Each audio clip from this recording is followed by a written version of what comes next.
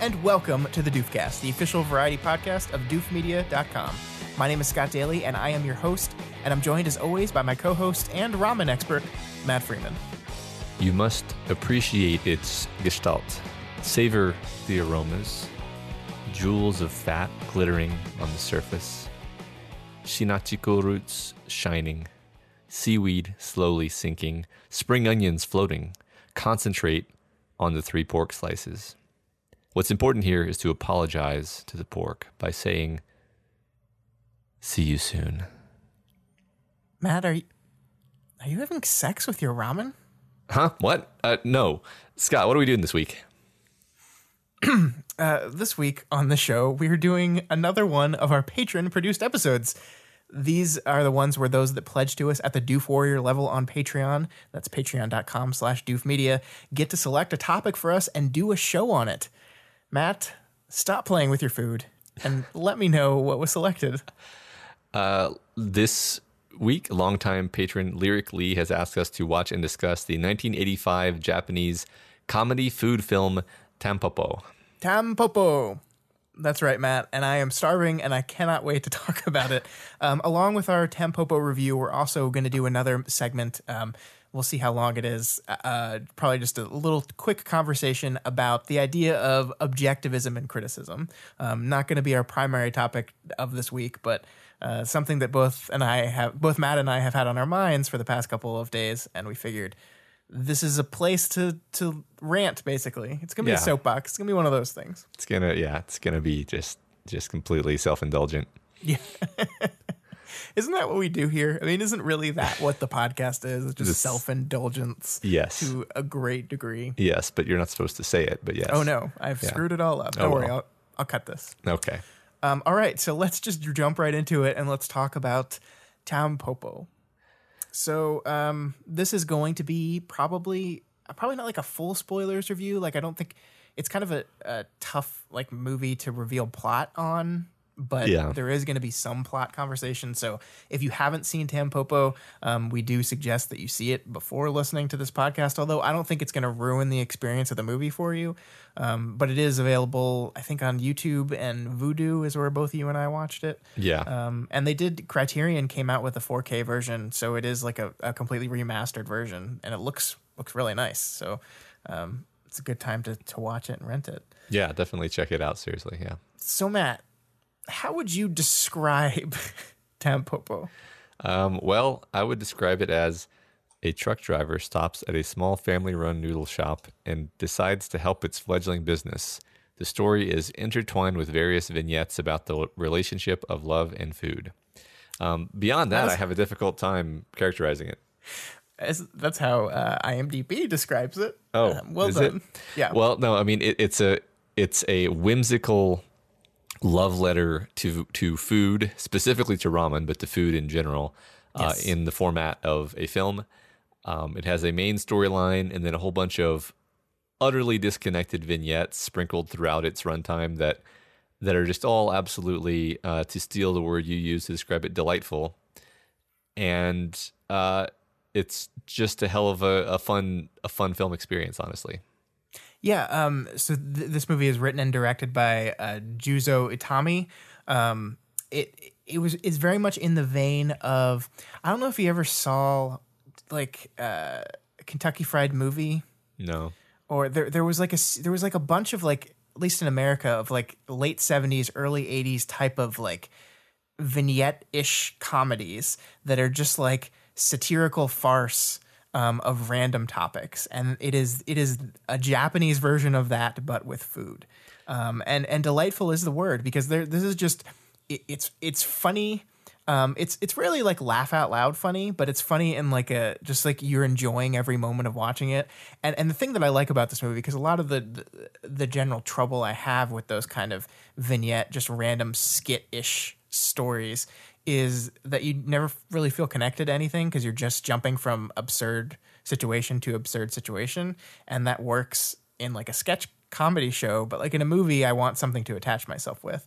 And I think in this movie, Itami kind of did both, which is, as you said, there is a central main storyline about this woman trying to get her ramen shop working, and this cowboy that shows up to help her out with it. But then you have all, like, you can really get absurd with all the side stuff. And that's what this movie manages to pull off. Yeah, one thing I'll say is I enjoyed it just fine. Like I enjoyed every bit of it, actually. But then I read about it after watching it, and it seems like kind of like you were saying, there was this milieu of similar movies at the time, and I think this movie is making a lot of like inside jokes and references, and I think I read somewhere like visual puns on kind of other genres or playing with the genre, and I'm pretty sure that all went completely over my head because I just am not aware of that stuff. But regardless, I enjoyed it for what it was. Yeah. I mean, like the main storyline is very much a Western storyline, right? Like, I've heard this movie called a ramen Western, which is like a play off of the spaghetti Western. And that's great because it is obviously trying to do like a satirical look at a Western story. Like, this is very like the main character comes riding in on his steed, which is a truck, not a horse. Like, finds this local shop, gets in a bar fight, and ends up helping out the woman there who needs help, and then he rides off into the sunset at the end of the movie. It is very much a standard type of Western story, and then all the vignettes like range from just being completely farcical nonsense to like one of them is very much a send up of like a romance drama film, which is the gangster and his girlfriend who continue to do just absurd things with food in sexual ways that is always hilarious. Like, well, I think we'll talk about those in detail in a little bit, but because I love how that plays out. But yeah, I mean, like there are definitely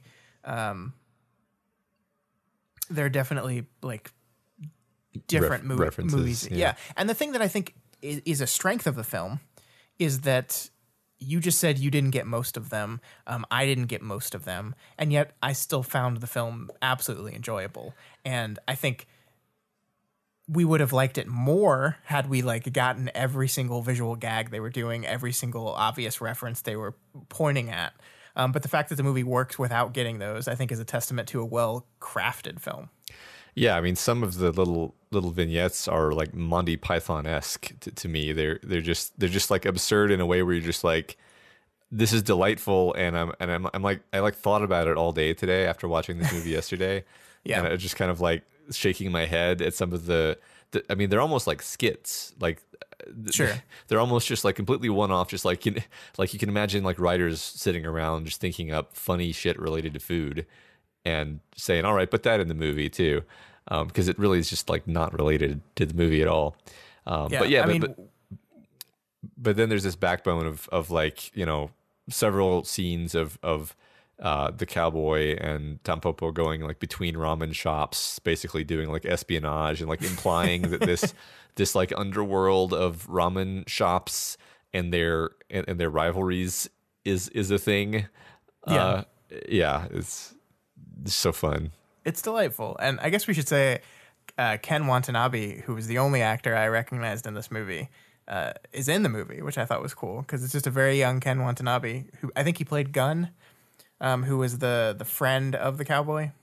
See, I didn't even recognize him, and I absolutely know who that is. That's pretty funny. I didn't recognize him. Yeah. So I guess the best way to talk about this is to talk about some of our favorite of those vignettes. And one of the things I want to talk about is I think the reason why this succeeds on such a great level is the transition from the main plot line to those vignettes is like flawless and just so smooth.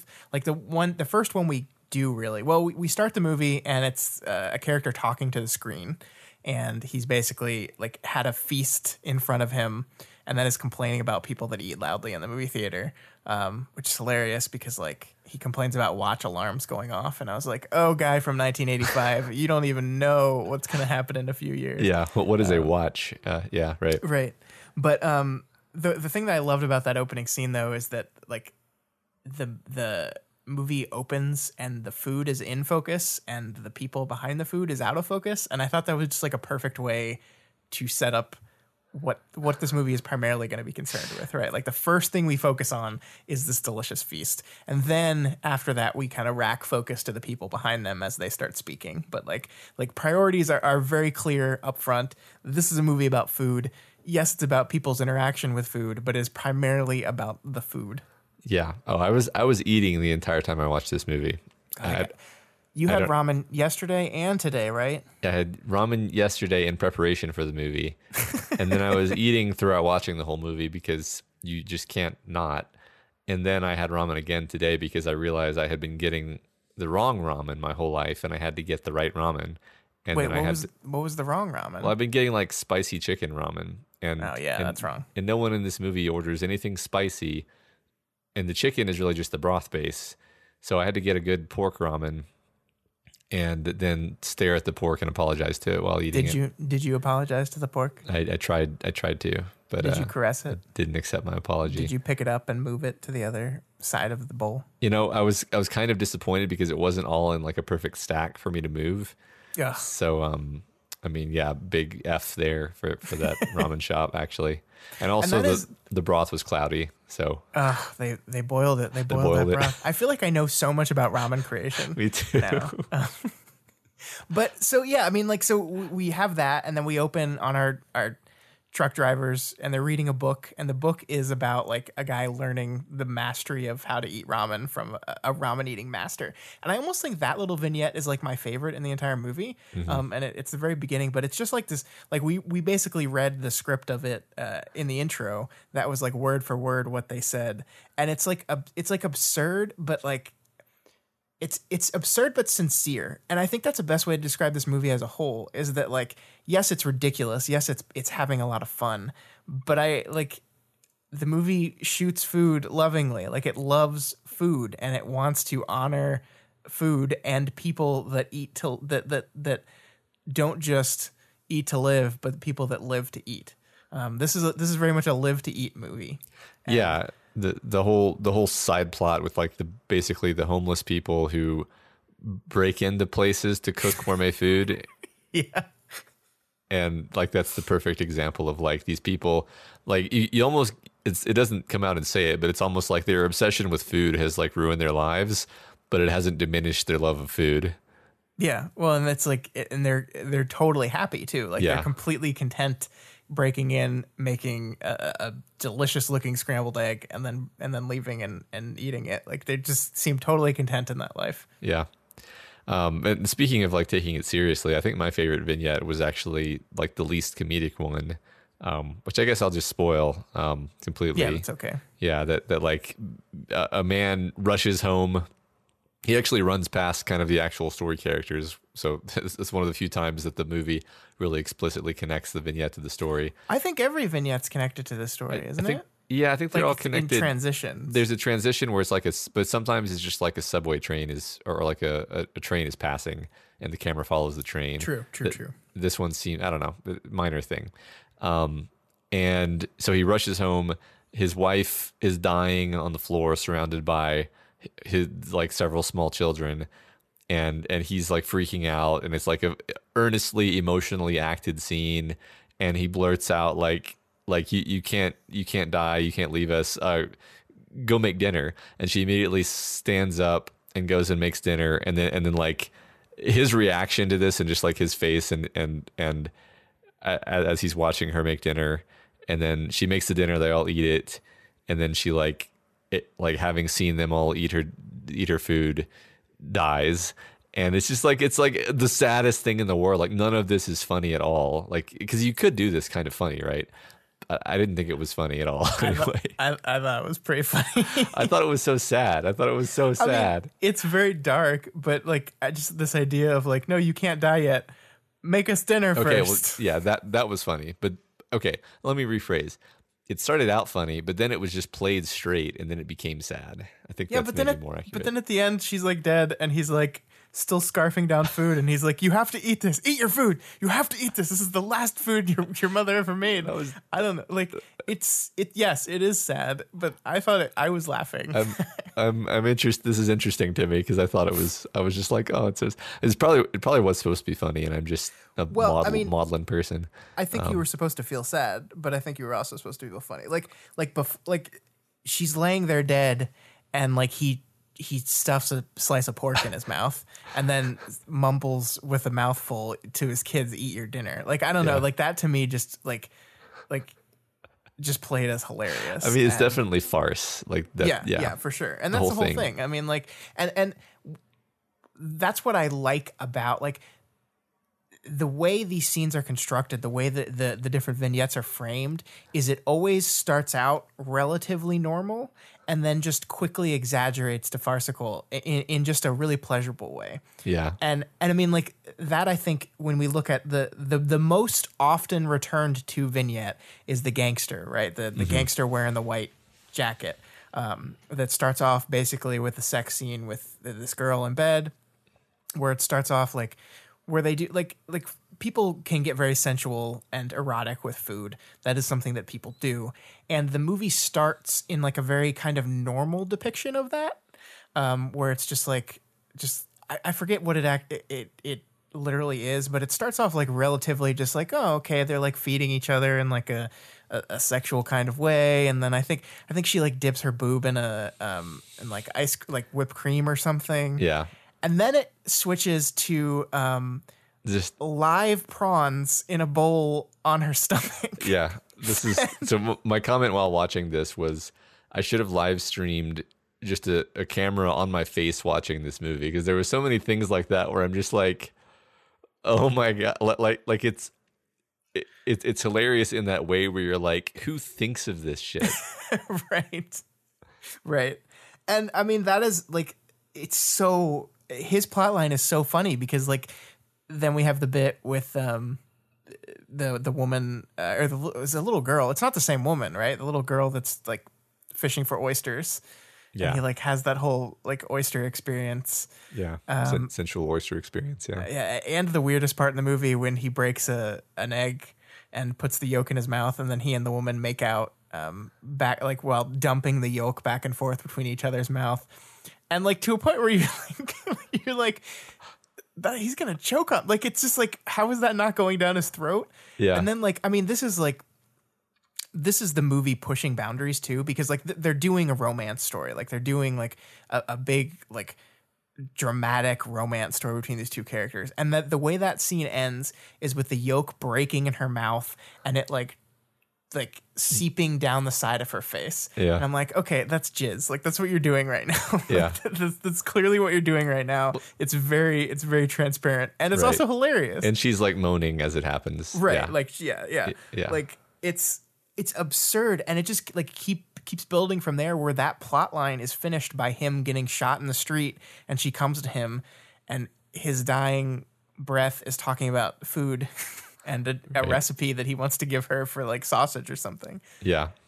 And like, I don't know why, like this movie's 2 hours long. It's not like super short, but it never gets tiring because like we just keep playing these different vignettes and like moving between, like whenever I think a skit starts to get dull, the movie like smartly pays it off and then moves on.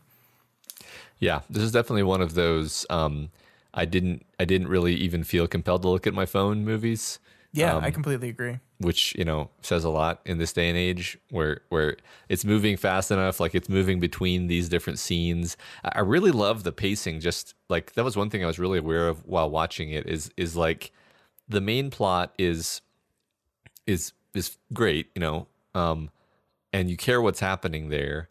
But whenever they switch off of the main plot to one of the vignettes, you're never like annoyed with it. You're like, oh, okay, what's this over here? That's interesting. Yeah. And then the vignettes last just long enough that you're just like tickled by them, and you get it, and then they end, and then they switch back to the main plot. And at no point are you feeling like jerked around by this. Like it's a very strange way to do a movie. Like how many modern movies do this? I can't think of any off the top of my head. But it just works perfectly. Yeah, I think you're right, and I think the fact that you never feel annoyed that you're getting pulled away from the main storyline, you just kind of run with it because it's so each of the different stories are so spectacularly structured and set up that you're just in immediately. Like I'm thinking the boardroom scene when they're all ordering lunch. Well, they're not in a boardroom. They're in a restaurant. They're in a fancy restaurant and they're all ordering lunch, and there's a bunch of old businessmen and this one young guy. And it's just like you see them kind of walking and you're automatically interested in them. And then it plays out in this hilarious, like he's the only one that cares about food.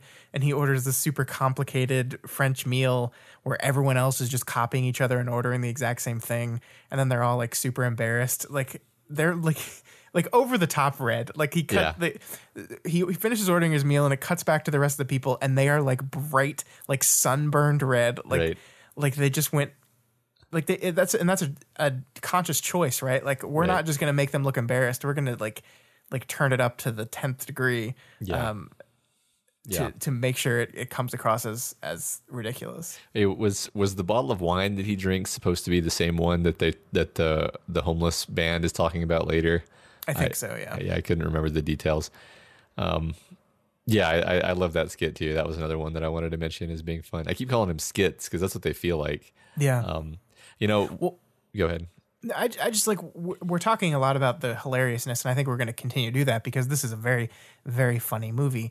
But we do need to touch on like I think, like I said, the reason this works is because this movie really loves food, and this movie really shoots food in very specific ways. I mean, there is like we do obvious insert shots of food being made, food being eaten, food being enjoyed, and there's really like they just like. I just love that it just zooms in on just like a guy putting a piece of pork belly on like some rice paper and then shoving it in his mouth, and like the deliciousness of that. Like that's like it's not just a satire, right? Like if there's just a haha food's funny, I don't think it would have worked as well. It's because it really likes the food that you care. Yeah, absolutely, and that's what I wanted to talk about actually. Like there are parts of the how to phrase it, like what the confidence the movie has, or maybe the boldness to like just have like to several times in the movie show someone basically go through the whole process of making a meal, right? And nothing else is happening in these scenes. I mean, other than like, okay, they happen to still be in the same room with the same people, and the story is continuing, but like we're not. The guy doesn't go into the kitchen and then you cut to the food being put on the plate. Sometimes that happens, but then sometimes the whole cooking of the scrambled eggs and the fried rice, or the ramen, or the making of the ramen broth, or the making of the ramen noodles, or any of these things, like the camera is just filming the process of making it, even to the extent that the human is excluded from the frame, and you're just looking at their hands doing it. And what's amazing is that you're enjoying it. It's like watching one of these cooking shows where you're just like, oh, that's interesting. Oh, is that how they do that? Yeah, okay, yeah. Like it reminds me of watching like Chef's Table or one of these one of these food shows that are nonfiction. Yeah, I mean, and it looks so good. Like Matt was eating throughout this. I wasn't because I was didn't have food handy. But like, bring food with you when you watch this movie for sure, because it's just like it is just so like food is wonderful, and this movie captures that wonder so well. Mm-hmm. Yeah. So I guess we haven't really touched on the main plot line though. Yeah, not too much. And I think it's because the vignettes are so delightful. But the main plot is this wonderful story of like a woman kind of rediscovering like passion for something. Mm-hmm. Like Tampopo is her husband has died. She's running his noodles shop and failing. Like she's a very good cook, but she doesn't know anything about ramen, and it's a ramen shop, so that's kind of key. And like the plot line is just people gathering around her throughout this and helping her, and like just genuinely helping her. And there's not like really a romance in this movie, in the main story of this movie rather. Like I think Goro, like our main character, the cowboy, like likes her to some extent, and she's got that other childhood friend, and they have a hilarious fight over her at some point in the movie. But like there's no like it doesn't seem like anyone's doing this. There's never a point where people are doing this expecting something in return, right? Like this is just a community coming together and surrounding a woman that needs help and helping her and improving her life. Like she lost her husband. It's very sad. Like the movie doesn't dwell on it very often, but it's still kind of always there. And in the end, she's successful. And it's like, that's a great feel-good little story there. Like that could have maybe been the whole movie, and it's just like the fact that the movie does other stuff just elevates it beyond that. But yeah, it's such a wonderfully bittersweet ending where all the people who have helped her enjoy the delicious ramen, and then they all just start one by one filtering out, like not even making a grand goodbye. It's just like, yep, we're filtering out, we're letting the customers in. And then you get the sense, like in some cases, explicitly they're just not going to ever come back. Like they did their job. They helped her. Heading to another town, to another ramen shop. Exactly. Yeah. I mean, so another scene that I loved, which was in the main story, was just like when Goro and Tampopo go to dinner together, and it does feel like a date. Like they're talking about kind of date things. And they they get home and then they're like rained on, they're all wet and like, and I love it because it's what's not happening that is important to this scene. Sure. Because like they're clearly into each other on some level, but like they take baths separately to get warmed up, and there's just like a long scene of him just like taking a bath. There's like his face and him relaxing, and like you're kind of getting into his head of like what does he think of all this? And then they go to bed separately, and that's it. Like that's the conclusion of their romance, right? Is like they had a nice evening together. There's all these like subtle shots where you can see them like hesitating before doing something, where it's like they're thinking about like the possibilities here, but they both don't act on any of those possibilities, and that's where it leaves off. Like that it's not You've Got Mail where they end up together in the end, right? It's just like the bittersweetness of them both seeing the potential for something and then both kind of letting it pass. Yeah, I mean, within that, there's that moment where he's in the bath and she's getting clothes to put out for him, and she's in her husband's old bureau and like pulls out, and it's a shrink wrapped underwear, I think. Yeah. And that might just be a cultural thing, I don't know, but like just the fact that like she like sifts through and then finds her husband's old clothes, and then like you see like this woman who played Tampopo, I thought was excellent. Her name is Nobuko Miyamoto, and she like she carries a lot of the emotions of the movie on her face without any like dialogue, because she doesn't really talk about a lot of it. But you see that hesitation in her when she like gets to her husband's part of the drawer to pull this stuff out and give it to another man. And like there's so much in that shot alone, in that little bit, like just that little pause before she grabs it. It tells you so much about her and so much about what she's going through without having to say anything. And the fact that this is in this farcical, satirical, ridiculous movie just made me appreciate it all the more, that you could juggle those tones in a way that like kept me interested and not like waiting for the next part that's funny. Yeah. That whole scene, like from the start of their date till the point when like they both turn off their lights in the house is fantastic. I just love all of the details like that. I love how when he's finally opening up and telling about his past, he turns his face away from the camera for the entire time he's talking, right? Which is a very unusual film choice.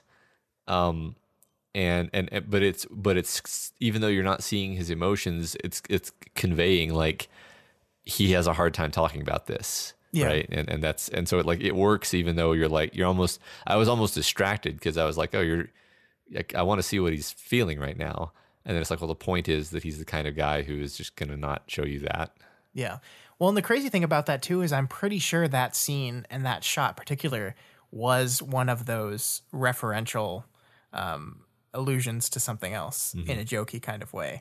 And I think it's interesting because like I've watched a lot of like movies satiring the romantic comedy, right?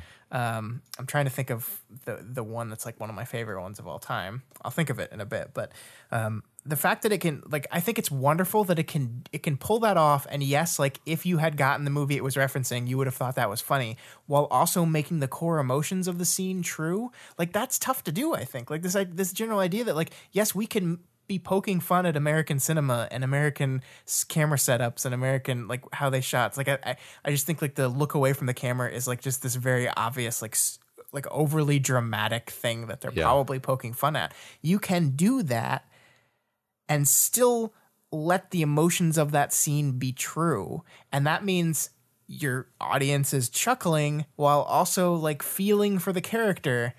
And I think that's one of those things that looks easy when you see it all like out in the finished product, but like nailing that perfectly in a way that it works on both sides is actually seems like it's harder.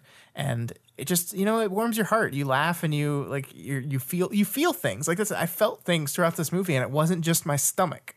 Yeah. All the main characters are played straight, I think. I mean, even though he's kind of doing a Japanese John Wayne thing, it's absolutely it's that, but played straight.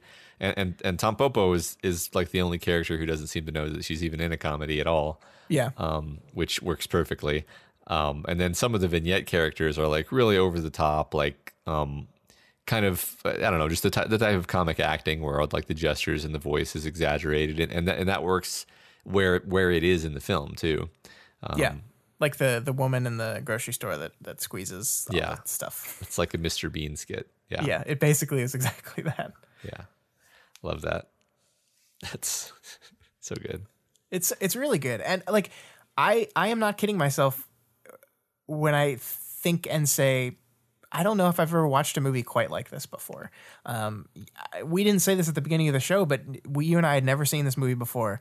I don't know if I've heard of it. Like, I think in the back of my head, I see like this somewhere someone discussed it at some time in my life, and I was just like, oh yeah, no, never seen that, and just kind of moved on. But we had never seen this movie, had no idea what to expect, and I had a smile on my face the entire time. Yeah.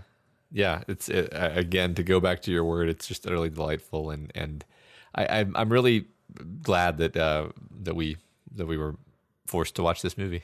Yeah, I mean, this is one of those ones that like this is why we started doing this Doofcast program thing, and I mean, people make us watch a lot of different things. I don't like everything people make us watch, but it is always like a learning experience for me. And we don't cover a lot of international films on this show.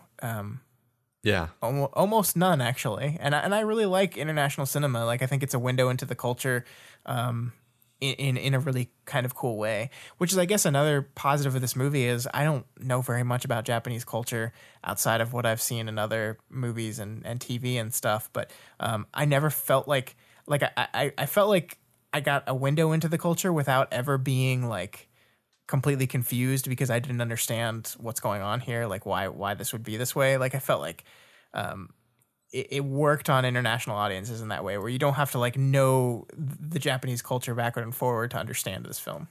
Yeah. I liked that. I feel like 1985 is when this movie came out, and like that was a period in Japanese history where if I'm not mistaken, it was a a massive rise in their economy. Yeah. So just like right. things are doing really well. It's almost like a golden age, and there's a lot of influence from other cultures. So like you have this American film influence in the movie and how it's made explicitly. You have whole scenes that are in French restaurants and long conversations about French cuisine, not Japanese cuisine, not ramen, but French cuisine, right. and wine. And people, a whole like 20 Japanese women taking a class on how to eat pasta, because that was one of the first skits. Yeah, it was. It's before you even like quite get that you're gonna have this motif of these comedic skits in there, it's basically one joke across the whole skit, which is Japanese people make a ton of noise eating their noodles and are sort of unable to come to grips with the fact that you're supposed to eat pasta silently. Yeah. And then to underline that, like the one Westerner who's present in the restaurant is slurping his pasta loudly anyway. Yeah. So it's just like basically the joke is like, of course you're supposed to slurp pasta. What are you talking about? Yeah. Well, I think that's an interesting angle to look at the film with, this idea of, because it does honor other cultures. Like like you're right, it honors the French cuisine and the complicated nature and wonderfulness of French cuisine. But I think at the end of the day, this is a Japanese movie that really loves Japanese food. And yeah, I mean, I like this whole idea, like that we're teaching you the Western way to eat noodles, and this is the Western way. And in the end of the skit is a complete rejection of that. Like, it's like, no, we're not going to do that. That's stupid. Why would we do it that way? Yeah. And the fact that this movie talks about all different kinds of food, but at the core of this movie, at the gooey, delicious center of this movie is ramen, and is this traditional Japanese food that they clearly love enough to frame an entire movie around. So yeah, I mean, like, it is very international. It is aping America. It is talking about other cultures and their food. But at the end of the day, so loves Japanese food. Yeah, yeah, and one thing that you see in a lot of the reviews of this movie is basically the reason the movie works fundamentally is that they legitimately, like, the filmmakers legitimately love the food, and this is about the food, and it wouldn't work really if it were mocking the idea of loving food. It is actually about loving food this much. Yeah, and you think with a comedy, like, they would want to do that, right? Yeah. Like, that would be an easy joke to make, is like mocking a foodie. Yeah. And the joke is never on the people obsessed with the food. Like we were talking about the Men at Lunch sketch. Right. The butt of that joke is not the guy who orders the extravagant French cuisine. He's not the one that the movie's making fun of. Right. He's actually the one that the movie's honoring. It's everyone around him, the boring, kind of copy each other and be same and then be embarrassed by your lack of knowledge people that the movie's making fun of. Yeah, I agree completely. It's awesome. Yeah. There's only, like, have you ever seen, like, food movies? Like, it's like, it's a genre, not genre. And I love them because I like food. I like food. I mean, I may have, but I may not have been aware that that's what I was watching. I mean, I love cooking shows. I loved the Netflix, I think it was called Chef's Table series. And I love food also, but I don't know if I've watched food. Like, what are some food movies that I should watch, Scott? I mean, like, Water for Chocolate is a movie that really, really reveres food. Okay, haven't seen that. There's another movie that came out in 2014 called Chef. It is directed and stars Jon Favreau. Okay, yeah, I think it's yeah. Here's my problem with this movie. It's a movie about, like, food, and I think Jon Favreau gained like 50 pounds while filming it because he just kept, like, eating all the food. But it also, like, has Jon Favreau putting himself in a movie where he gets to scream and throw food at a critic that's being mean to him. So it's like, John, like, you're being a little transparent there. But I mean, at the end of the day, the movie's about cooking and about the joy of cooking, and it's like has delicious shots of food and so good. Yeah, I think I might have seen that one. And I'm trying to think of some other ones. Yeah, like I know I saw like a movie about a chef starring Bradley Cooper, but I don't remember that Burnt? one really caring too much about the food. Was that Burnt? Yeah. I never saw that one. Yeah, it was more about the Bradley Cooper's character being a horrible person, if I recall. Yeah. I think I remember reading about that. Yeah. Okay. I mean, the big one's Ratatouille, right? We can't, like. Oh yeah. That movie really loves food. It's true. Yeah, it does that thing too, where it spends a lot of time just letting you look at the food and the food preparation. Yeah, but in a computer. Yes. And that one has a critic to Jon Favreau, and a critic that gives a mean review, but it also is a movie that understands the value of criticism and has the most wonderful speech about criticism at the end of the movie ever, which I love to death. I love Anton Ego's. Like it would be very easy to write him off as just another asshole critic, right? Like his last name is Ego. Mm-hmm. But at the end of the movie, it like acknowledges why criticism matters, and that's much better than Jon Favreau throwing food at a critic because he gave him a bad review. Yeah. That's just a rant coming from a film critic that is tired of movies being like, ooh, film critics. Yeah, we get it, Birdman. We get it. You don't like film critics. Just don't read the comments, Hollywood. When the comments are what might drive people to see their movies, I kind of understand why they don't read them. Yeah. Yeah. The eternal irony about film criticism, Matt, is that when the critics praise the movie, everyone involved in the movie thinks their critics' praise is the most important thing in the world. When the critics don't like the movie, suddenly we did this for the fans, not the critics. That's how it works. Yeah, it's wonderful. Really a very intricate tapestry of motivation and logic. Which actually is a really great transition to our next topic, I think. Unless you had more things you wanted to say about Tampopo. Nothing coherent. I think I think that we can both say that we recommend this movie. Yes, absolutely. I loved it actually. Maybe you don't watch it with like your in-laws, but other than that, it's great. I mean, there's definitely some sex scenes. The movie closes on a very long shot of a woman nursing a baby, which I mean is a completely normal, natural thing that I wish there was not a big cultural stigma about, but it might make your in-laws uncomfortable. Oh, I thought that was yet another thing where it's heartfelt and comedic at the same time, because it's like this is a many minute long stationary close up of a baby suckling, which is just funny intrinsically, but also we're appreciating like that life is food and that right. the mother gives food directly to the baby with her body, and it's beautiful. It's the OG food right there. Exactly. There it is. Yep. Yeah. I thought it was wonderful too. I like normally when the credits pull up on a movie, I'll just be like, okay, I'm done. But I watched that until the credits faded because I was just like, this is a really beautiful image to close your movie on. Yeah, I agree. All right, so let's talk about something not quite as positive. Yeah. Matt, I want you to talk to me about how you ruined my Monday afternoon. Yeah, just your afternoon, Scott.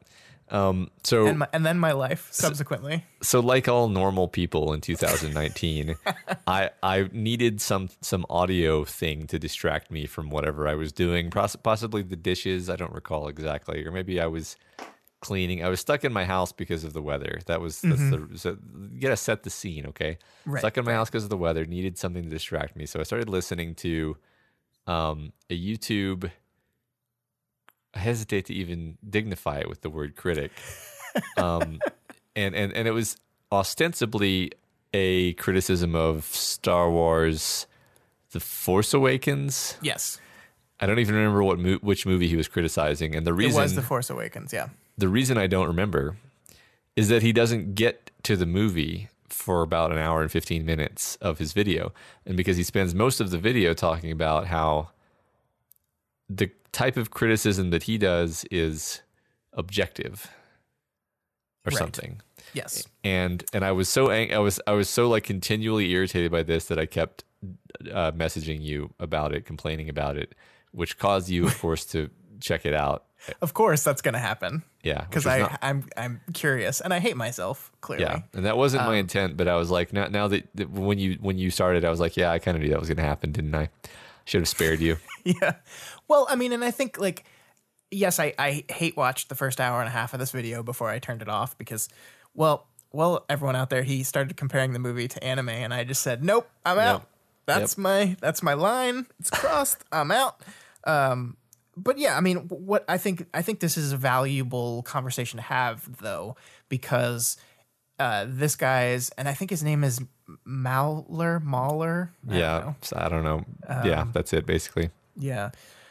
And he writes or he makes long form YouTube video essays about criticizing certain movies. And that's fine. Do what you want to do. I don't think you need to talk about Star Wars for 15 hours, but if that's what you want to do, knock yourself out. That wasn't a joke, by the way. It is 15 hours. Yeah. The 3-hour video that we started and did not finish is part 1 of 6. Yes. Reviewing Star Wars The Force Awakens. Again, yeah, if that's your thing, if you really have that much to talk about, fine. I mean, far be it from us to criticize people for being long-winded. Yeah, but that's true. That's not actually the problem, though. No, the problem is this idea, this general idea, and I don't like... I don't want to spend this entire conversation ragging on this guy, although it would be very easy to. But the general idea is this viewpoint of objective criticism versus subjective criticism, right? This idea of I am objectively viewing this movie, and therefore, when I can come to a conclusion, it is an objective, measurable conclusion. You, other critics out there, and this video, spends its first hour taking pot shots at just about every other big video essayist that talks about movies on the internet, and says you are talking subjectively, but you're not doing it because you believe that.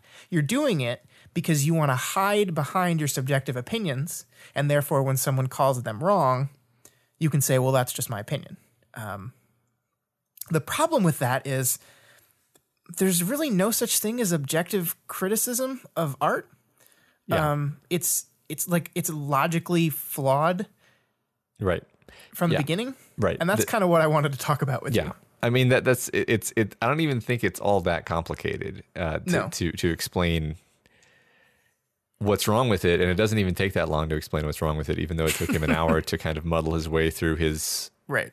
I don't think he ever actually coherently argues that it is the case, and because you can't, because it's like you said, it's logically incoherent. But basically, I mean, if you subscribe to a certain standard of criticism, whereby you have defined by that standard what is good, what is bad, what is better, then you can say, according to your standard of criticism that you've defined, X is better than Y, or X is a good movie, Y is a bad movie.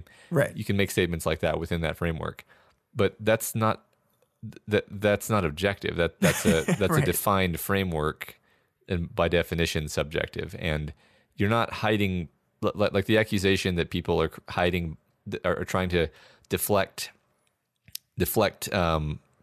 people arguing criticism with of their them. criticism. Yeah, criticism of their criticism or argument by saying it's just your opinion. It's like, well, of course it's just your opinion. It's how you're reacting to the movie, and that's right. And like it's not, and that's not to say that two people who have different subjective takes on a movie can't argue about the details of the movie, and we do it all the time. We do it all the time. Like it was just it was so wrong-headed in such a maddening way that was what prompted me to complain to you about it and hate watch it. Which it is. Yeah. It is such an obviously and easily refutable position. Like, yes, you can make the claim that there are objective facts in this movie. Person X goes to Y place. You can also say that the movie does not tell you about Y, that the movie does not have a scene where they tell you about this thing. But when you take the fact that the movie doesn't tell you about this thing and extrapolate that into, therefore it is bad writing, you have just made a subjective opinion, because a measure of whether writing is good or not is based on your own internal standards. Yes, that subjective opinion can be backed up by objective facts in the storytelling of the movie. Of course it can. Like, that's what an essay is. An essay is looking at the facts of the movie and then forming a conclusion based on your objective or subjective opinion on whether that ruins the movie or not, or causes the movie to succeed. We just talked about Tampopo. We talked about this movie transitions from the main story to all these different vignettes. And then we talked about how we thought that transition was handled well, because it's smooth and seamless, and it doesn't make you feel like you're moving, like that you're leaving characters that you want to leave and have stuck with characters that you don't want to be stuck with. That's subjective. Like, what I just said there is a subjective opinion. And like, it doesn't exist. Objective criticism doesn't exist. Yeah. Because yes, there are right and wrong things to do with a camera. Generally, there's rules and guidelines with a camera. There's rules and guidelines about how to structure a story. These things exist, and you and I have spent a lot of time talking about them and talking about why they work when they do, and how they lead to the development of a good story. But at the end of the day, it's not measurable by anything other than a person's standard. And and they're not rules in the sense of you can't break them. They get broken all the time by people who understand the actual underlying thing that's trying to be accomplished with the rules. I think one reason this put a bee in both of our bonnets is that it's espousing this mentality about criticism, and about not just criticism, but about narrative that we're both like already annoyed with, and so we were primed. Just this idea that like the main thing that matters about narrative and about storytelling is like obvious logical consistency to a viewer who's not paying attention. and because the main thing that he focuses on is what he would call plot holes, right? Some of which may actually be plot holes, and therefore then making the subjective leap to saying, oh, it has a plot hole, therefore it's bad, or it has a plot element that I can't see a way to making it work, therefore it's bad. And I'm just like, yeah, okay, whatever. Like that's like, yeah, I understand, like develop like a human being in their journey of understanding storytelling has to pass through that gate of coming to understand that like the narrative is a thing and how narrative works. And I think when you're in that stage of interpreting stories, then you're very prone to seeing plot holes and thinking plot holes are the worst thing in the world. But then you watch more movies and you realize that there's a lot more to it. Yeah. So, yeah. I mean, and that's it's the simplification and objectification of storytelling, and it drives me crazy. I mean, this is like we've talked about CinemaSins before and how they like have kind of gamified the idea of criticism of this doesn't make sense. And if you like CinemaSins, knock yourself out. I don't really care about CinemaSins anymore. I'm tired of them. But it is this feeling that you're absolutely right that logic trumps everything. Mm-hmm. That logic is the most important thing, and it's again, it's a subjective interpretation of logic. It's logical to you. It's not logical in like the. I'm trying to think of what to say. The thing he opens up on the Force Awakens review, once he does actually get to the Force Awakens, one of the first things he said is the movie does not spend sufficient time. Or rather, he's trying to be objective, so he doesn't say that. He says, the movie does not show you what happens between Return of the Jedi and the beginning of this movie. The movie does not explain how the First Order was created. The movie does not explain why Leia is part of a resistance and not working with the Republic. It does not explain how the Republic has no army on its own. It does not explain why they let this big army amass in the First Order without doing anything. And that is all objectively true. The movie does not spend a lot of time doing this. But the second you then take that and say, therefore, the writing is bad, you have come to a subjective conclusion. Yeah. Well, and that one's a particularly transparent one because you're really just saying, I walked into this movie with a certain expectation because it's part of the Star Wars saga. And that expectation was not met, therefore the movie failed. Yeah. And the idea that you couldn't see a world in which a person says, I didn't really care about any of that. Like the story is not about how the First Order came about. The story is not about how the Republic failed. The story is about three new characters trying to survive as evil raises its self in the world again. Like that's what the story's about. I mean, what's funny about that is that I would have liked to know. I would have liked to have a better understanding of what happened. Yeah. Before the movie, but that's not the same thing as saying that the movie failed.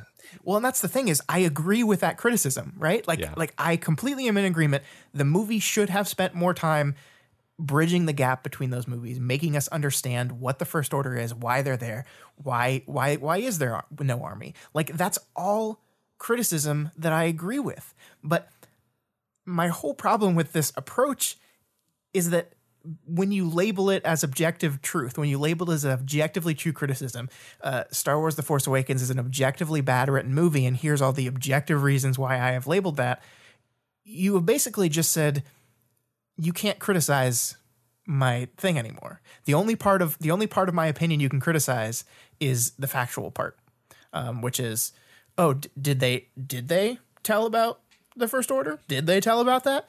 Well, no, they didn't. Well, then I'm right. Right. It's like, no, that's not, no. Yeah. It's just like, it sets yourself up and holds yourself out to be this unimpeachable, objective source of truth that is going to get to the final word. This is the conclusive, objective opinion on the movie that no one else can question, unless you're questioning a literal factual error I got wrong in my presentation of the film. Right.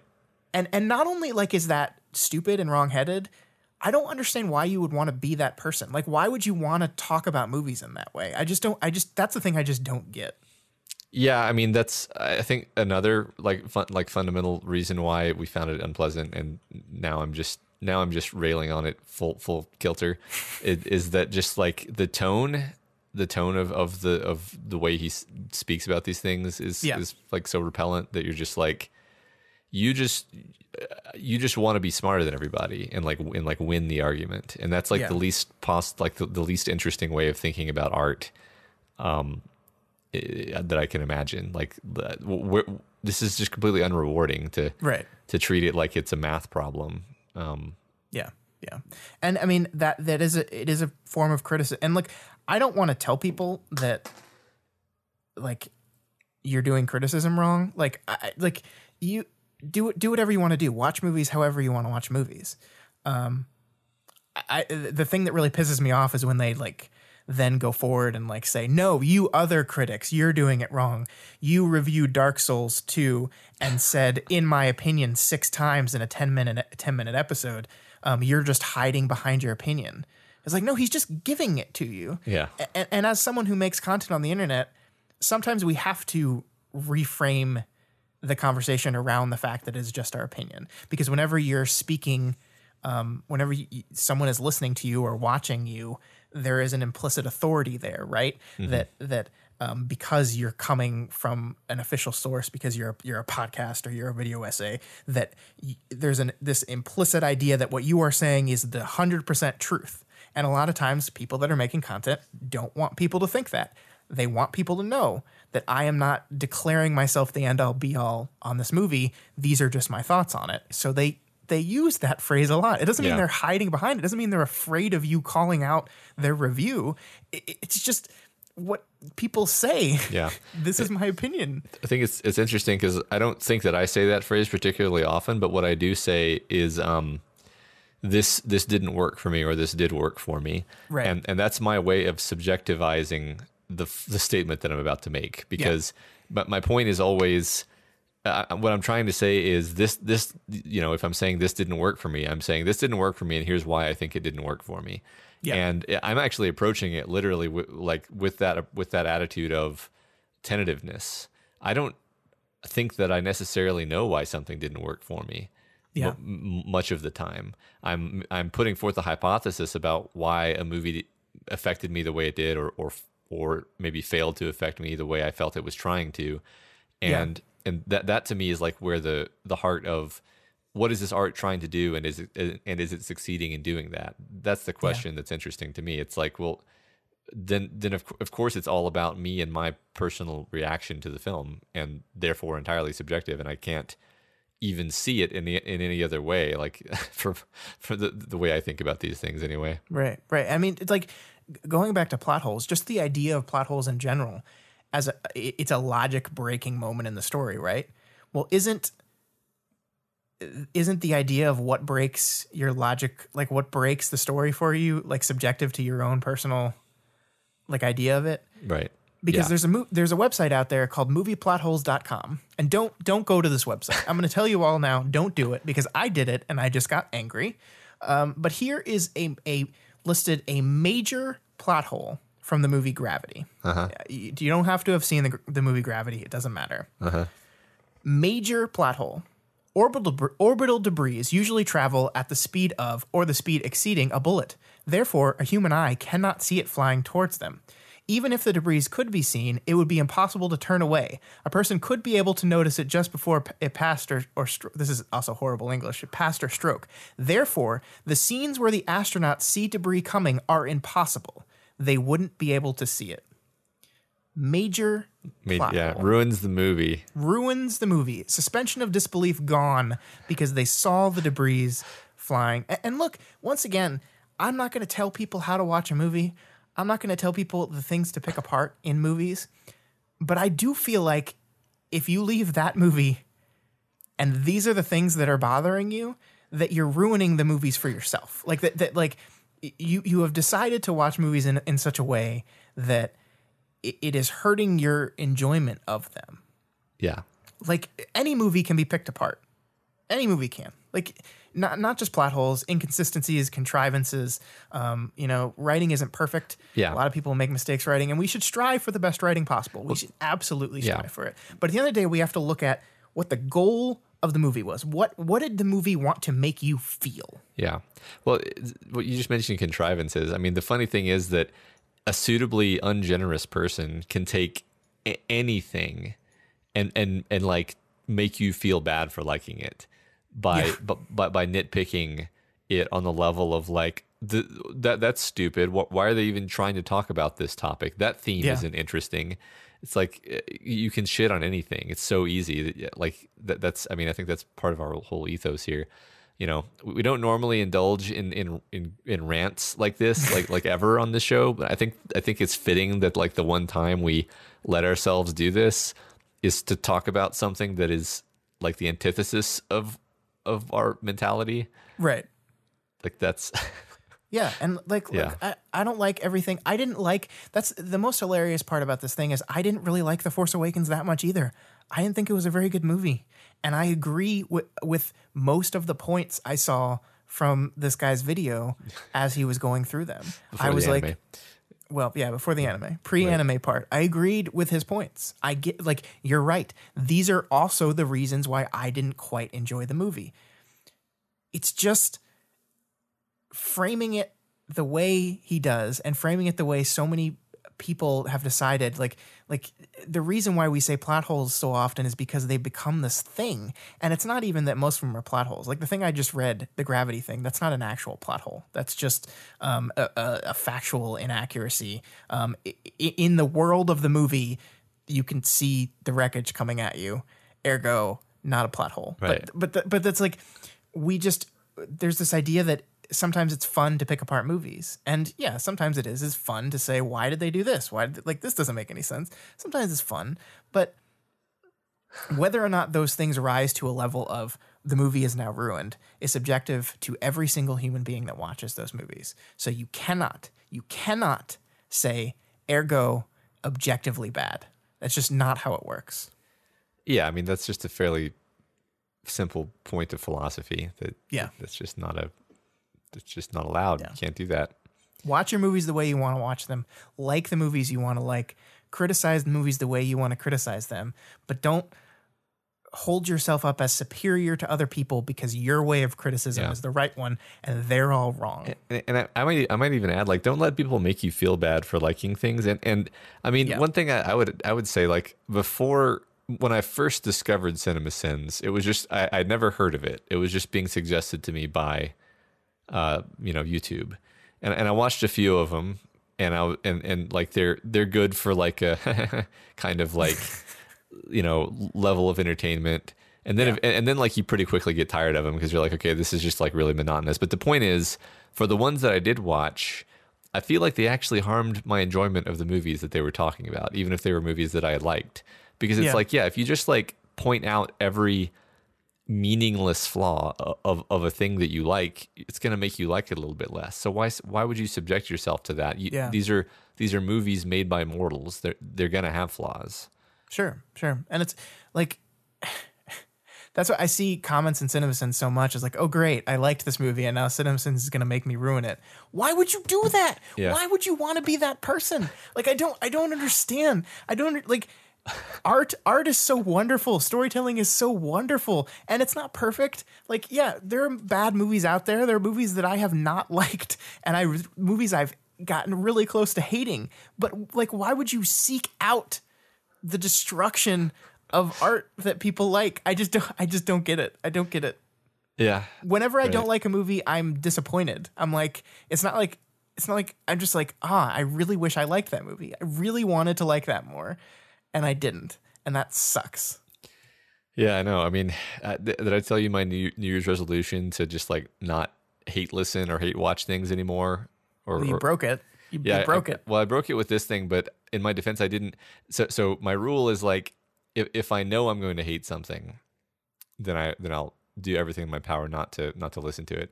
This one, okay. I was just like flipping through YouTube, and like the algorithm told me to watch this one. I was like, whatever, fine, and I picked it. And my mistake was I should have quit listening to it earlier. But the point is that like I'm actually kind of really starting to embrace on a personal level this attitude of like, don't like just like take a big scoopful of shit and like shovel it onto your own plate on purpose in life. Like there's no reason to do that. You don't need to do that. You can just not, and then you can do something else, and then you're having an actually good time. Like and I think there's a little part of our brain that tells us like, oh yeah, follow that Twitter thread where you just know it's going to be people just being completely shitty to each other, because you'll get that little primate gush of some hormone that makes you feel like you're watching a fight. Yeah. And it's like, okay, you know what? I can do without that, actually. Mm-hmm. My evolved self is going to just step in and keep that from happening, because I really don't need that. Yeah. Yeah. So in conclusion, don't watch CinemaSins. Don't watch criticism by people that holding themselves up to be the objective truth. Or do whatever you want. Do whatever you want. Right. If you enjoy those things. Chase your bliss. Don't ruin movies for yourself if you love them. If you love a movie and you see blah, blah, blah, shit's all over movie, you don't have to watch that. Right. I would say ask yourself if you really enjoy that, because I really enjoy the Red Letter Media prequel teardowns. I enjoy them, not in a way where I like feel sick afterward. I just actually enjoy them. So if you actually enjoy CinemaSins, good for you. But check whether you actually enjoy them first, though. Yeah, that's a good way to leave it. Yeah, yeah. I hope no one feels like we're telling them how to like things. I certainly don't want to be that way. It's just a recommendation. Yeah, yeah. This is our subjective opinion. Exactly. All right, guys, that's all we had for you this week. If you have any opinions on anything we talked about here, on objective criticism, on Tampopo, any of that kind of stuff, you can feel free to reach out to us via email at doofmedia@gmail.com or over on our Twitter account @doofmedia. Yeah, and if you are already subscribed, if you're not already subscribed to this podcast, we encourage you to do so and ensure you never miss an episode. You can find us on iTunes, Stitcher, YouTube, Google Play, and pretty much anywhere else that podcasts can be found. You can find all the other shows we do, including our newest show, part of the Doof Network, Deep Impact, which joined us, I think this time last week. It's been a week already. We welcome those guys to the Doof Network, and you can check out their show, all episodes of it, their deep dive read through of Wild Bill's web serial Pact is on our website, www.doofmedia.com. And if you like what we do here, if you like Deep Impact, if you like We've Got Ward, if you like this show right here, you can help support us by heading on over to patreon.com/doofmedia. You can pledge $1 a month or whatever else you can afford to help ensure we keep growing and keep making new content. This here episode where we talked about Tampopo only exists because of our patron Lyric Lee, who was nice enough to donate at that Doof Warrior level. If you are at all interested in doing that, you can check that out at patreon.com/doofmedia. Thanks, Lyric Lee. We really loved that movie, so I'm really glad we got to watch it. Yeah, that was a great choice. This is one of those weeks where I'm just so glad that we have this policy. Yeah. Also, please consider rating and reviewing us on Apple Podcasts. Every review helps us get more exposure and introduces new people to the content that we make here. All right, guys, we will see you next week, where I believe we are going to conclude the Deconstructing the Wachowskis marathon with their most recent film, Jupiter Ascending.